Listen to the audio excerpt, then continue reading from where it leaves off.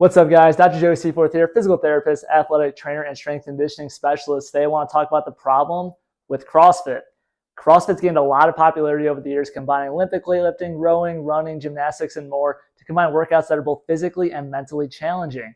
I'm here to address if CrossFit is as dangerous as people make it out to be, as well as how it compares to other sports out there. Starting out, what is CrossFit?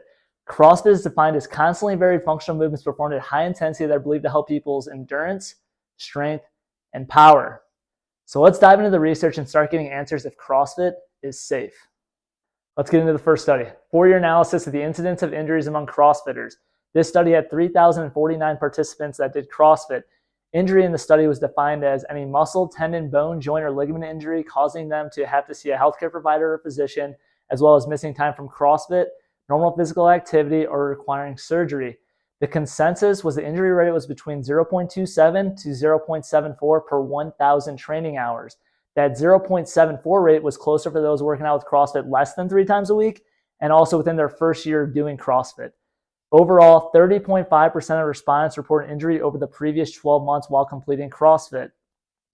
The study concluded that CrossFit seems to be a safe training modality for most participants, with the greater risk of injury being for those participating less than 3 times a week or being in their first year of experience with it. Now that we've discussed CrossFit as a standalone modality, how does it compare to other sports out there? Next study up, are injuries more common with CrossFit training than other forms of exercise? Study looked at injury rates among various exercise and sports routines. Injury rates were per 1,000 exposure hours, similar to the previous study. I'm going to go down the list here. CrossFit, 3.1. Olympic weightlifting, 3.3. Gymnastics, 3.1. Rugby, 3.1. Soccer, 4.22 to 5.21, women to men respectively. Ice hockey, 78.4, and American high school football, 140. The study concluded that CrossFit is comparable to or lower than some common forms of exercise or strength training. After completing the research and finding injury rates for CrossFit in those 2 studies, I wanted to compare it to running because I know how big running is out in the community. One study I found looked at 1,000 training hours of running and the injury rates with it. The article is named An Incidence of Running-Related Injuries per 1,000 Hours of Running in Different Types of Runners, a Systematic Review and Meta-Analysis.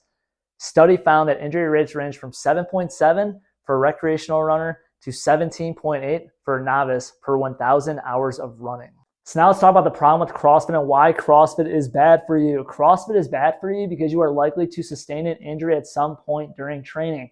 If this is how we want to mark something as being bad, quote unquote, we might as well add on other sports that we looked at, such as running, soccer, football, rugby, and gymnastics, all that had very similar injury stats, if not higher. All this sounds so dumb. Stop listening to what mainstream media is saying about CrossFit or other activities not being safe.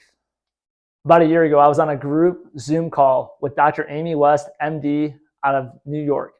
She works with a lot of CrossFitters, and the CrossFitters that she sees coming in are often coming in for overuse injuries. She summed up CrossFit and the healthcare system in a great way. I'm going to paraphrase this. She said something along the lines of, wouldn't it be a great problem if healthcare providers, we saw people for doing too much exercise? This is often not the case. And how true this is.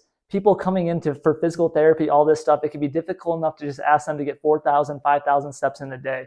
We're having people coming into us, and people that I've worked with CrossFit athletes, frankly, they'll apologize to me for doing too much. And I'm like, that's fine. We just have to dial it back. I'd rather have you do too much than not do enough.